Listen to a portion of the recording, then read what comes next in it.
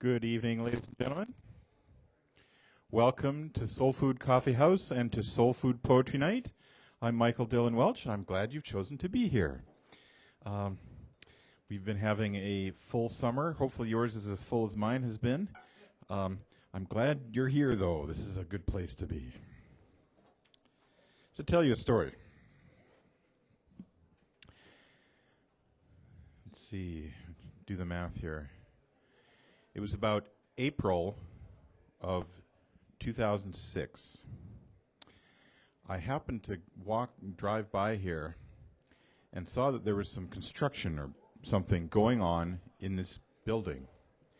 And it turned out that SoulFood Books, as it was called then, was building this stage, and they were getting ready to open.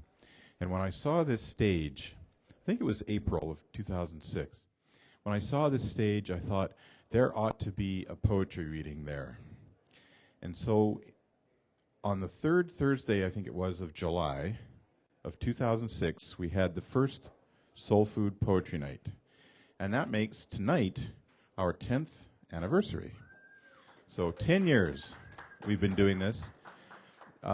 2 featured readers and an open mic almost every month. We've had a couple of cancellations because of snowstorms. But that's a lot of readers over all that time. And one of the traditions that started with Lana Ayers when I worked with her on curating those early readings, she suggested a really nice idea that featured poets would bring a printed poem that we'd add to the poetry binder. And I have it down here on the table, and it's very thick with lots of poems from almost every reader in all that time. So if you want to take a look, please do. And of course, I've also saved all the open mic sign-up sheets. So maybe you read at a reading some years ago. Maybe your name is still there. So it's an interesting little historical treasure trove, and lots of fine poems by poets from around the region.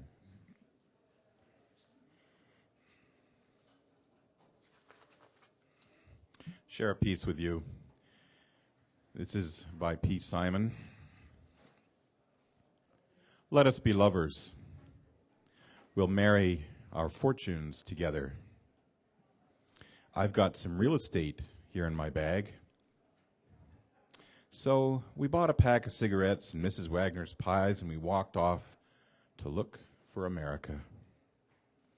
Kathy, I said, as we boarded a Greyhound in Pittsburgh, Michigan seems like a dream to me now. It took me 4 days to hitchhike from Saginaw.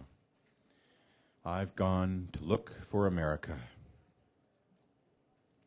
Laughing on the bus, playing games with the faces, she said, the man in the gabardine suit was a spy. I said, be careful. His bow tie is really a camera. Toss me a cigarette. I think there's one in my raincoat. We smoked the last one an hour ago. So I looked at the scenery. She read her magazine, and the moon rose over an open field. Kathy, I said, I'm lost, though I knew she was sleeping. And I'm empty and aching, and I don't know why. Counting the cars on the New Jersey Turnpike, they've all come to look for America. All come to look for America.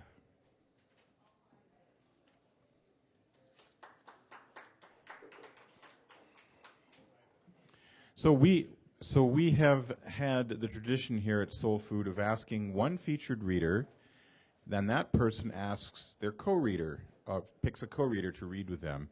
And that has developed some diversity and variety in all of our readings. And that's been great fun over 10 years. But tonight is the first night of something new I'm going to be starting to do for most or all the readings, except for the next 2 months. And that is to ask an organization to be the featured reader, and for that group or organization to provide 2 or more readers. So that's sort of some of the focus we'll be having here in the future. And tonight, I thought it would be good to start this off, to feature the Redmond Association of Spoken Word. And we have, I'm a board member of that, so that just might include me. And we have information about RASP activities if you want to take a look at that. More on that later. So we have 3 board members from the Redmond Association of Spoken Word here tonight. Kara Simon and Michael Hevener and me. And so they will start us off, and then we'll have a break, and then our open mic. So we will begin with Kara Simon. Maybe you can tell us your favorite donut.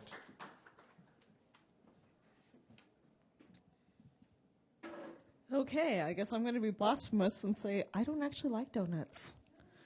Sorry, guys. I know, strange. Anyway, for those of you who know me, you may know that I like a lot of fairy tales and retellings and stuff, so you're going to be hearing a number of those tonight. But I thought I'd start out with something that mixes that with my own life and start out with a memory in a poem I call Neverland. In front of the television with its curved screen, I sit, golden blonde hair and pigtails, dipping buttered toast into my hot chocolate. Disney's Peter Pan, one of my favorite movies, is playing. Wendy chooses to go home to her angry father, to her life where her parents have decided she's too old for the nursery. She's decided to grow up, to give up the ability to fly, give up adventures with fairies and pirates. I taste the sweetness of my chocolate and wonder what I would do. Then just to switch things up, I'm going to switch to some advice for children from fairy tales. When the wolves howl, remember your fairy tales. Don't listen to scientists who claim you're safe and that wolves would rather hunt deer or elk. Instead, wonder if they will eat your grandmother and then dress up as her in order to eat you. Do not think about whether there are other easier plans, about why they didn't just eat you when you were out in the woods alone. Forget that the wolf arrived at grandmother's house before you did, so he didn't need you to lead him to her. Perhaps wolves just enjoy tricking foolish young girls who can't quite understand why grandma is suddenly so hairy. Perhaps grandma just needs to shave more often. And then another one, The Charming Prince. So for those of you who like Grimm, there's always the question about why she goes with him at the end, and this kind of talks about that. The Charming Prince. When he doesn't realize your stepsister's foot is in the shoe, when he doesn't see the blood seeping, staining the glass, tell yourself love is blind. It's not his fault he's so optically impaired. When he takes your other stepsister, falls for the same trick, still misses the signs, tell yourself he's just so excited at the prospect of finding you again. And when he finally comes back for you, tell yourself it is true love. Smile at your wedding. Every girl wants to be a princess. Afterwards, you can set your birds to peck out your stepsister's eyes so they can't see you are just as unhappy as they are.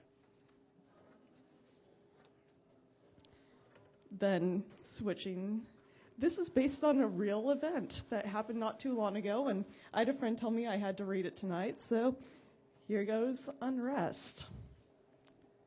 On the day I've been worried about all the things that haven't been done, on my way to get to the doctor's office to get a B12 shot, an older man holding a clear glass of amber liquid, either iced tea or alcohol, steps out from his lawn, stops me to ask if I've seen Ken Burns' documentary on the Civil War. Interrupts himself to say he works at the nearby Fred Meyer, that he isn't just some random person on the street.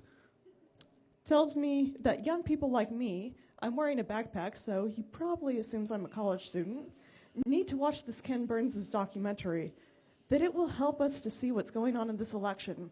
He doesn't specify what's going on in the election. I assume he's talking about Trump making racist, sexist, divisive statements. He asked me if I watched Tombstone. I haven't. I don't mention I have no interest in Westerns. He tells me that he is the Doc Holliday of the financial market. Asks if I know who Doc Holliday was. I do. I don't mention that I don't know what the Doc Holliday of the financial market means. He tells me he has watched these movies even though he doesn't have a TV. He doesn't have internet. Tells me he watches them at the library. He asks me my name. I lower my voice, let the sounds of traffic consume my words. He tells me he's deaf. He reads lips to hear. I hope he hasn't caught my name. Feel bad that I want to separate myself from him. Feel that I shouldn't feel bad because he's some strange man who started talking about movies and politics while I was trying to get to the doctor's office. I forget his name as soon as he gives it to me. I wonder if he's drunk. I wonder how much longer this conversation will last. He repeats that I should watch the Ken Burns documentary on the Civil War. I nod to end the conversation sooner. He asks me which card always wins in a card game. I reply, the ace. He says, the trump card. Tells me to watch the documentary. I'll know what's going on. I'll vote for Trump. I don't tell him the odds of me voting for Trump are about the same as the odds that I'll hang out with Elvis, Prince, and Michael Jackson tonight, that no Civil War documentary could change that. Instead, I smile, nod as he thanks me for listening to him, think about how random this was.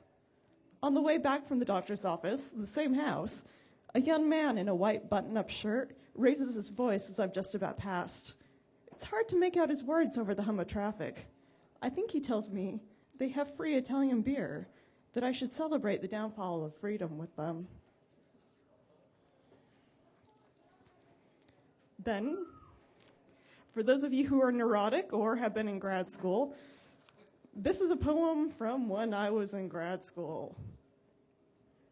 In the long, lonely night when the world is sleeping and you are keeping the computer company, fear creeps in, insidious, silver-tongued, ensnaring doubts, choices you should have made, choices you could have made, what hindsight claims you should have seen. Words weave parallel dimensions, decisions long dead, amended. You see what you could have done, what you could have said, what you could have thought, destroyed this longed-for paradise. You might regain your Eden if you were smarter, stronger, industrious yourself, but more. Instead, you flail helplessly, victim of your injudicious nature, unable to erase past mistakes, unable to prevent future ones. Fear overwhelms you, and you find yourself staring at the computer screen, alone, dejected, in the long, lonely night.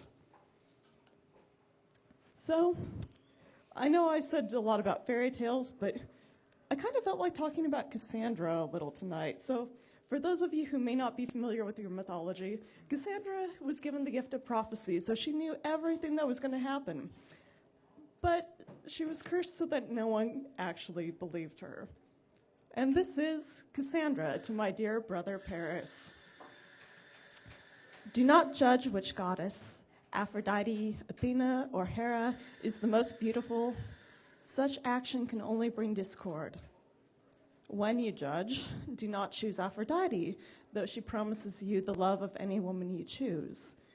Beauty is shallow and shall not serve you. You will not listen to me. Do not visit Menelaus. You will visit him anyway. Do not ask Aphrodite for Helen, for even if Aphrodite grants her to you, Helen shall not be a gift, but a curse. You will ask for her. Be cautious, dear brother, when goddesses and enemies offer you gifts. Perhaps you need not look a gifted horse in the mouth, but I beg of you, always examine its stomach for trapdoors. And then we'll move to my take on Rapunzel. I'm not sure why Mother thought it would be a good idea to climb my hair. It always gives me the worst headache. I mean, you try carrying 125 pounds. Really, Mother? No one believes you only weigh 125 with your hair. And she keeps telling me to quit complaining. There are children starving in Africa, and I have all the lettuce I could wish for. But I am dying for a steak, a pork chop, mashed potatoes, shepherd's pie, blackberry cobbler, a slice of ham, all the unladylike foods that won't keep me looking delicate and dainty like Mother wants.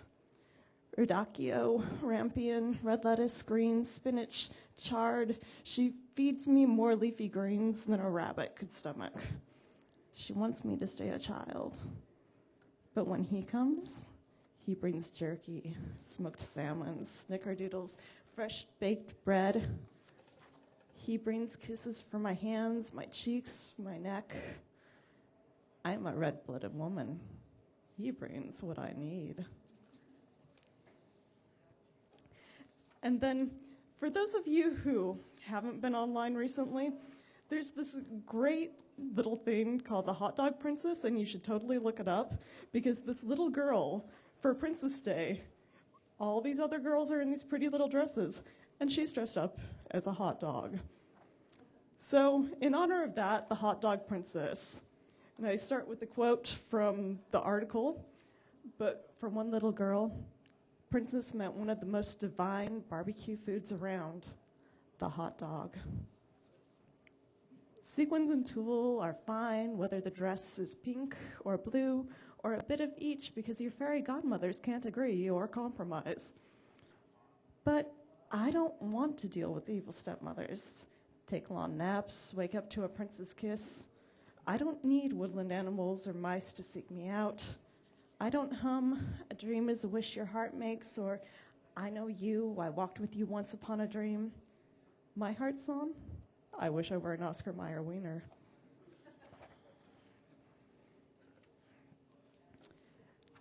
And I'm going to read you probably my least understandable poem of the night, so if you don't get it right away, that's fine. But this is playing with some of the stuff from Oz, and I call it Reflections of Us. I danced in the rain beneath the Eiffel Tower. It never rains in Paris, though often I look at paintings of water lilies and think of rain. How long has it been since we last saw each other, Liam? Was it raining then, or was I just crying? It was after the tornado destroyed Kansas, and the house crushed that poor woman. But she owned marvelous shoes, and they became ours as we marched on yellow bricks towards an emerald-colored city, run by a man behind a curtain, which reminded me of a blanket we once laid on, staring at clouds, seeing images of sad-looking lions, of hot air balloons, of monkeys who had wings. Sometimes I look behind curtains, hoping to find you. I never do. Sometimes I watch for people with ruby and silver-colored shoes and wonder if they found what we lost. Sometimes I think of you when it rains. And then the last poem for the night is my Hansel and Gretel poem, entitled The Witch Killer. 1. Gretel. The nightmares come every night. The scent of gingerbread, the heat of the oven, the coarse feel of her black cotton dress against my hands. I remember her screams, remember them ending. I imagine her face, milky eyes squeezed shut, mouth open so wide I can count each rotten tooth. Feel the grain of the wood on my hands as I shove the oven door handle. I tell myself, you did what you had to do. She would have killed your brother. She would have killed you. I tell myself, you are not a monster. No one blames you.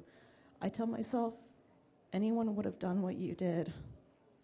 The scent of gingerbread fades. A new smell fills the room. A bit like charcoal, a bit like sulfur, too much like beef and pork. I can't stop smelling it.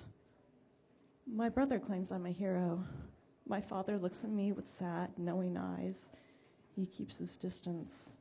He flinches when I try to hug him. I wonder if he's afraid I remember he was the one who abandoned us. 2. Father.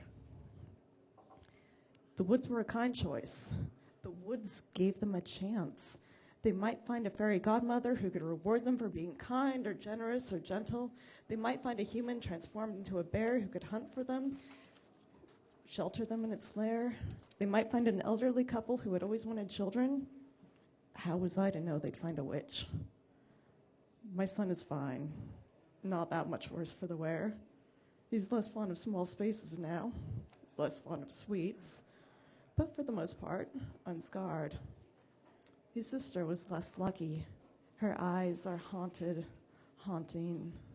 I see the way she watches me, as if wondering how the man who should have protected her could have hurt her so badly, as if she's waiting for me to betray her again. At night, she cries in her sleep. She wakes up screaming. What kind of father could have done this to his child? Could have left her to a witch? Could have let her become a killer?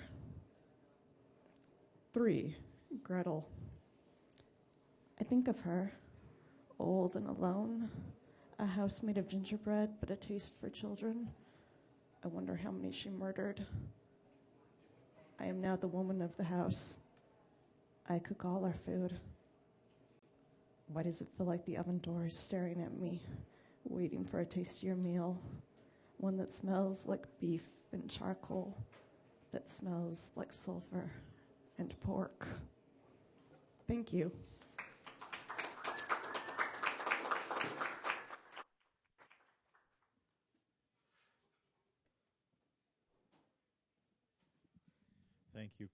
Thank you, Kara. Will you be dressing up as a hot dog anytime soon? So stick to princess. All right, our next reader is the president of the Redmond Association of Spoken Word, Michael Heavener.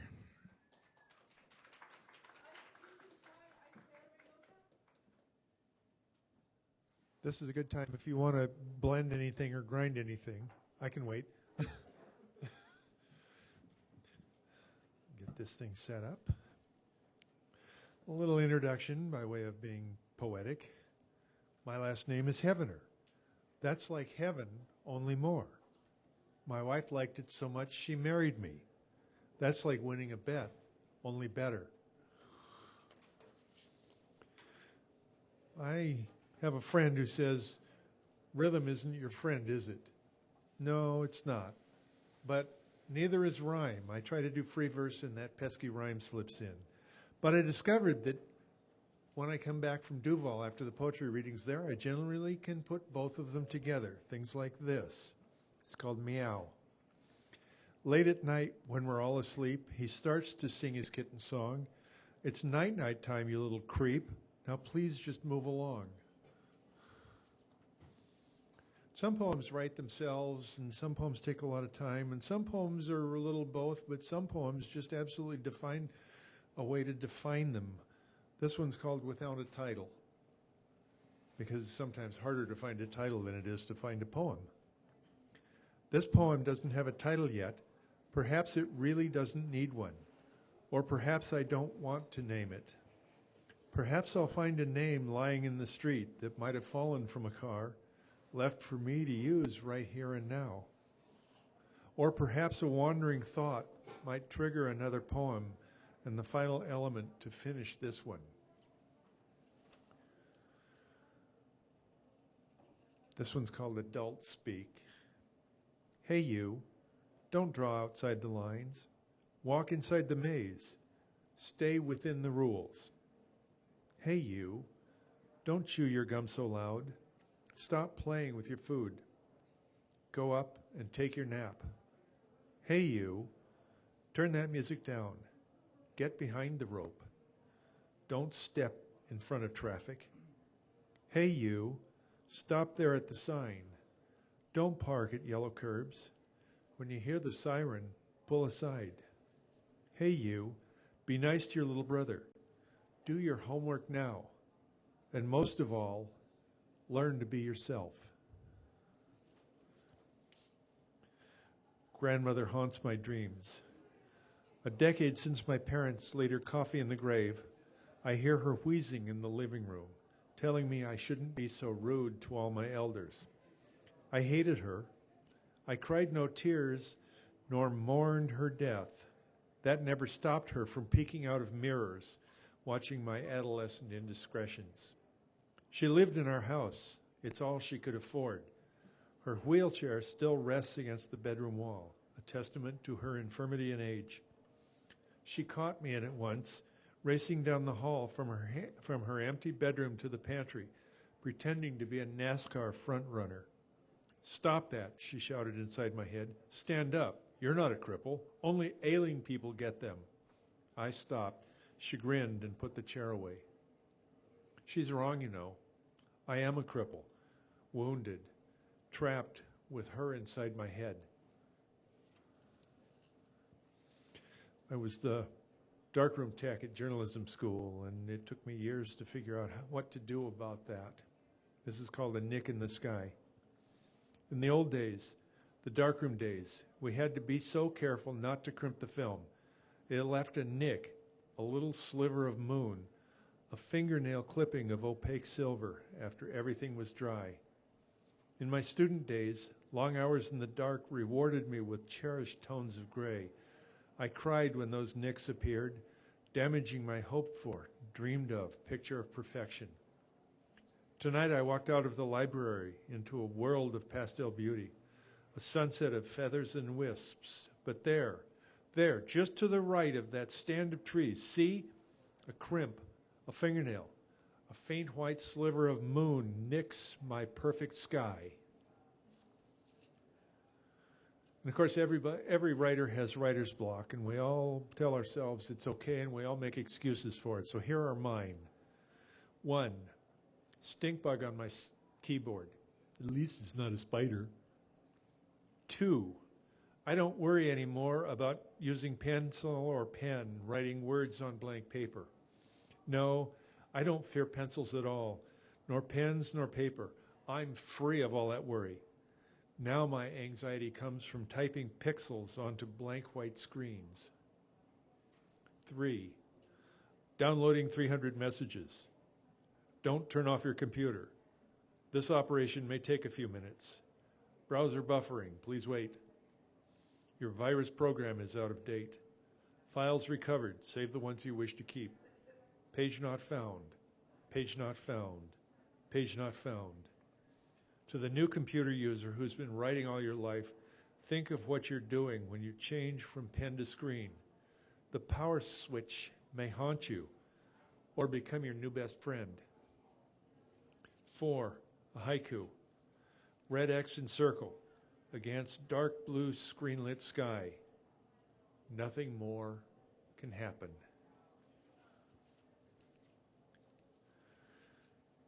One of those moments, I close my eyes, I fold my hands, I meditate. In silent pause, I sit. No, I cannot meditate. I hear the sounds of life. The woman on the aisle whispers. The program pages crinkle. The tunk of a tambourine clutched to silence. Meditation does not come. Be still, the leader says. Be still. Don't think. It will come. So again, I close my eyes. I hear my pulse inside my veins. I try so hard to be still. I hear my breath escaping my lips. Meditation does not come. I hear the scratch of a chair. The man beside me breathes a sigh, the shush of a mother to her child. Meditation does not come. Be still, the leader says again. Be still. Don't think. It will come. I close my eyes. I block my ears against all sound. Don't think. Be still. And then I'm sure I might have reached a meditative state of mind, for all I hear is the sound of myself trying not to think. And this one was published in Raven Chronicles. This is another one of those Duval Midnight Missives that rhymes and has rhythm. Lost my wallet. Look around. On the sidewalk, on the ground. In the pockets of my coats. In the toilet. Hope it floats. How could I ever be this dumb? In the drawer. Slammed my thumb. In the bedroom, neath my bed. In the closet. Seeing red. Rack my brain. Thinking fast. Where do I know I had it last? Check the car. Where are my keys? Oh, don't be with my wallet, please. And as an aeon to my perennial problem with shoes, you can see this one's untied. It always is. This is called shoelace. Left shoe always comes untied. Why only the left? Is that foot larger? Is it smaller? Or maybe because I'm right-handed, my left foot is jealous. And finally, our friend Michael, who is a wizard at haiku, has introduced me to a thing called the haibun, which is 3 paragraphs, and interspersed between the paragraphs are 2 haiku, which don't necessarily have to be part of the story, but in my case, they did. The friendly engineer held out his hand. My mother said to go climb into the engine. It was the fulfillment of my 5-year-old passion for trains, a chance to live my dream. I grasped the hand grips, put my foot on the ladder, and started to climb. The sigh of heated metal, the hiss of exhausted steam surrounded me with joy. I was finally going to stand in heaven. Then I saw the flames licking out of the firebox doors. My phobia of fire overwhelmed me. I climbed back down and started to cry. Scoofs of coal create boiler hiss, too hot to touch, sets my mind on fire. I came upon a lonely, solitary boxcar perched high on a curved embankment above a country road. It was almost alone, except for a fire truck spraying foam on its blazing contents. I asked myself, how did a boxcar catch fire? What kind of cargo made lovely orange and red flames tinged with blue? How did the fire start? Perhaps the bearing overheated? I still wonder, years after I drove away on that narrow 2-lane road, why didn't I take a picture? Piston venting steam wilts the grass inside its mist. Grimy fireman waves. A friend's family lived through a midnight train derailment near Boise. I saw them on the news, standing barefoot in borrowed blankets. Their sleeping car, the only one still upright, rolled downhill for 16 miles until the switch engine finally caught it. I've often asked myself, who forgot to set the brakes? Would it have rolled through the night all the way to Salt Lake City? Thank you.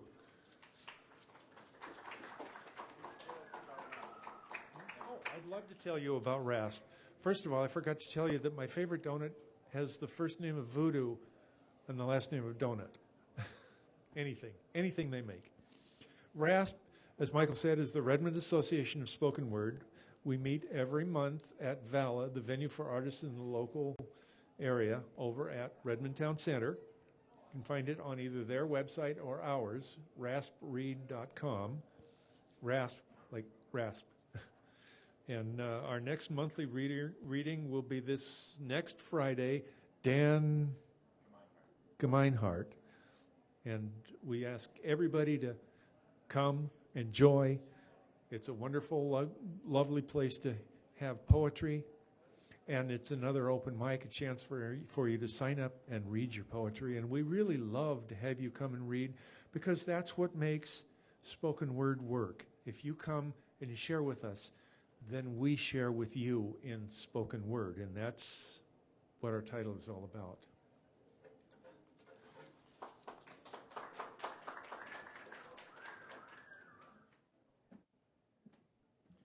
Thank you, Michael. And of course, RASP also welcomes fiction or nonfiction. It's not just poetry.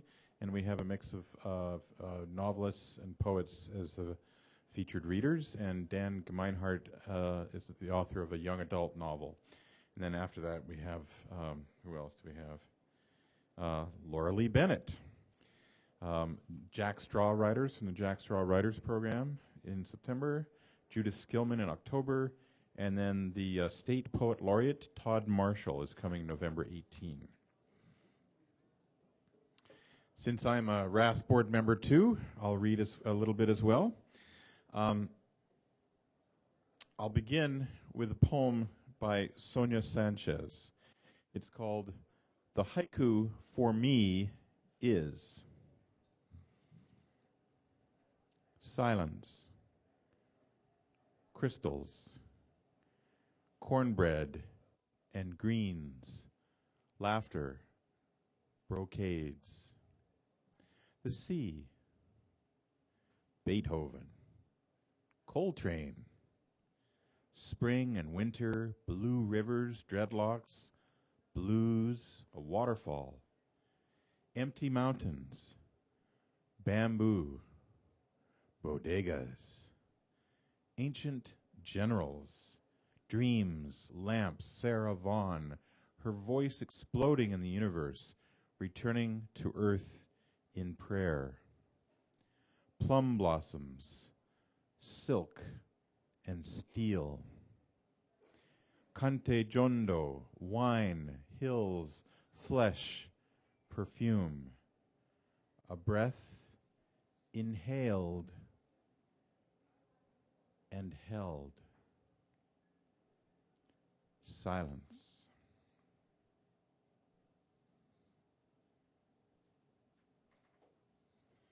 That is Sonia Sanchez. And on the art of writing haiku, which is something I have a little bit of a fondness for, I thought I'd share a set of quotations on writing that to me apply to haiku, the haiku aesthetic particularly.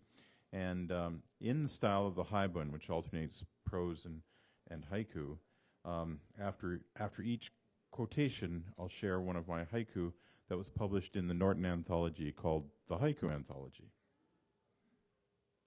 This is Arnold Bennett on objectivity. Every scene, even the commonest, is wonderful. If only one can detach oneself, casting off all memory of use and custom, and behold it, as it were, for the first time, in its right, authentic colors without making comparisons.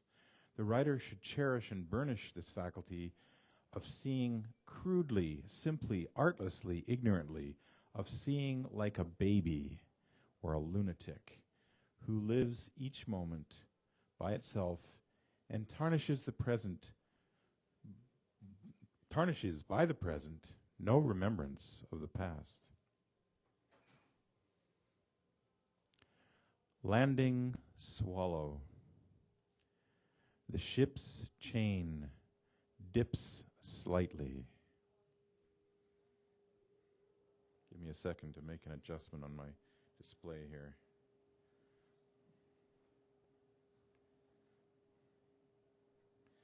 Okay. All right, now I can read it better. This is Sarah Orne Jewett on obscurity. A story should be managed so that it should suggest interesting things to the reader instead of the authors doing all the thinking for him and setting it before him in black and white. Spring breeze through the window. Stains on an apron left at the counter. Rachel Carson on discipline. The discipline of the writer is to learn to be still and listen to what his subject has to say to him. Morning birdsong. My paddle slips into its reflection. John Gardner on accuracy. Nothing is sillier than the creative writing teacher's dictum, write about what you know. But whether you're writing about people or dragons, your personal observation of how things happen in the world, how character reveals itself, can turn a dead scene into a vital one. Get exactly what is there.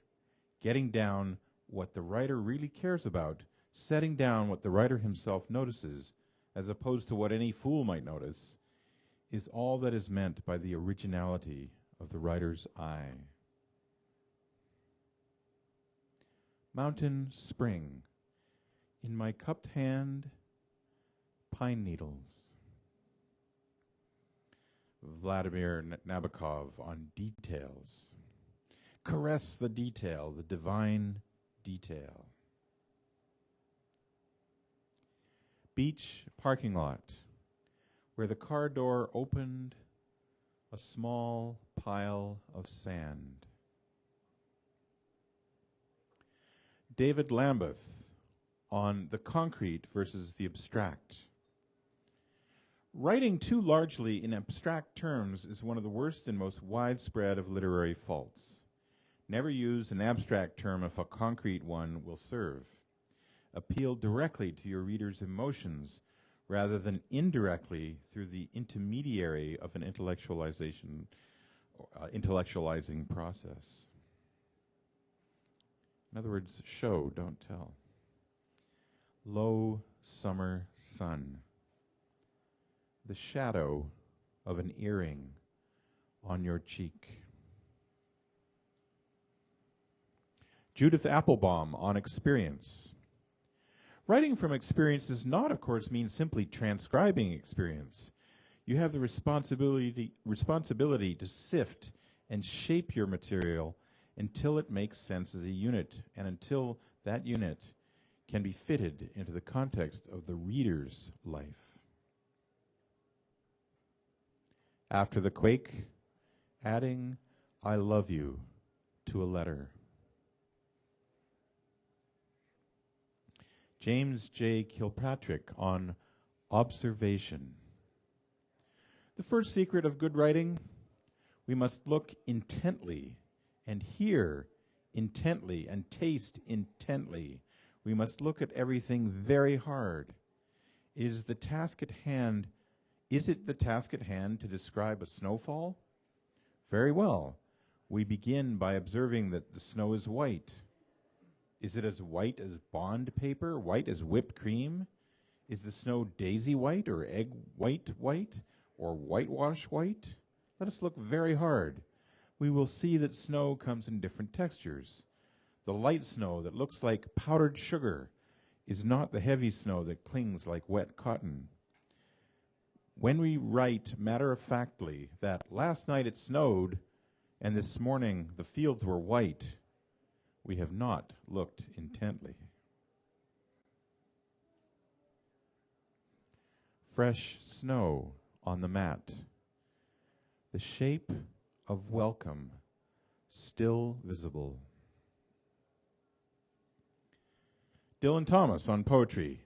The best craftsmanship always leaves holes and gaps in the works of the poem so that something that is not in the poem can creep, crawl, flush, or thunder in. After dinner mints passed around the table. Slow falling snow. Samuel Taylor Coleridge on precision. Words in prose ought to express the intended meaning. If they attract attention to themselves, it is a fault. In the very best styles, you read page after page without noticing the medium. Tollbooth, lit for Christmas. From my hand to hers, warm change. William Faulkner on purpose. The aim of every artist is to arrest motion, which is life, by artificial means and hold it fixed so that 100 years later, when a stranger looks at it, it moves again, since it is life. Spring breeze. The pull of her hand as we near the pet store. And there's a new version of that poem written a couple of years ago when something was legalized in this state. Spring breeze, the pull of her hand as we near the pot store. Tom Wolfe on realism.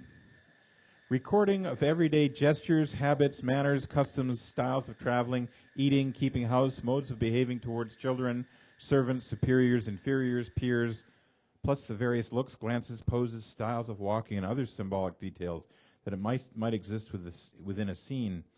This is not mere embroidery in writing. It lies as close to the center of the power of realism as any other device in literature. My face dripping. The floppy foot clown's plastic flower.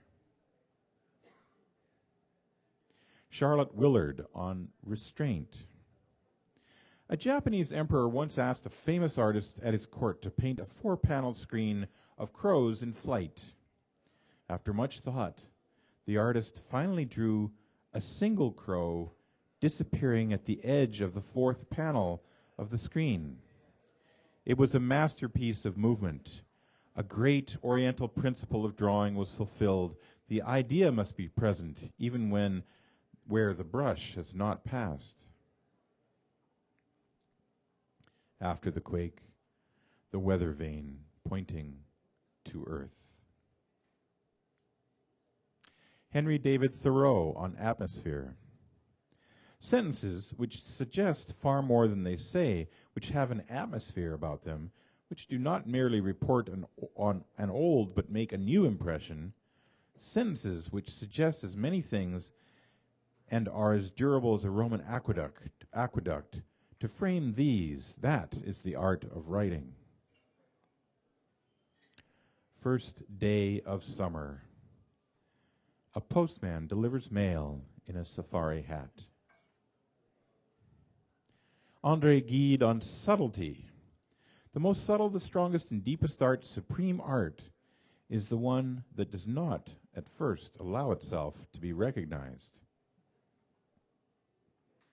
Grocery shopping. Pushing my cart faster through feminine protection. Jacques Barzun on simplicity. Simple English is no one's mother tongue. It has to be worked for. Reading in bed. My pulse flickering, the lightly held bookmark. Nathaniel Hawthorne on style. The greatest possible merit of style is, of course, to make the words absolutely disappear into the thought. First snow. The children's hangers clatter in the closet.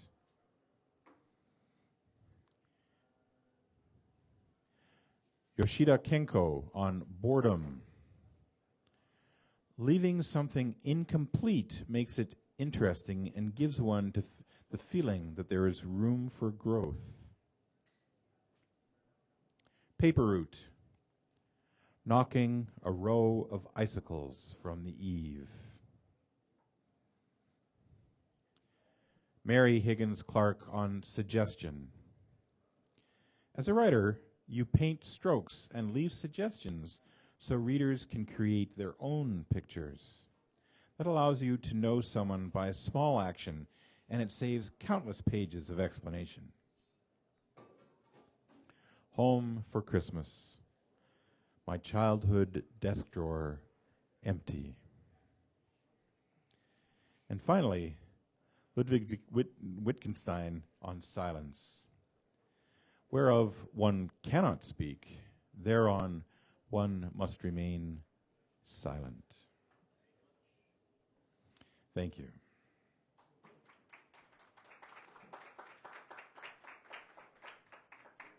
Before we take a break, I'd like to remind you, if you'd like to join our open mic reading, there's a sign-up sheet down here. And our question of the month is, what is your favorite donut? So please add that detail if you would like to sign up to read.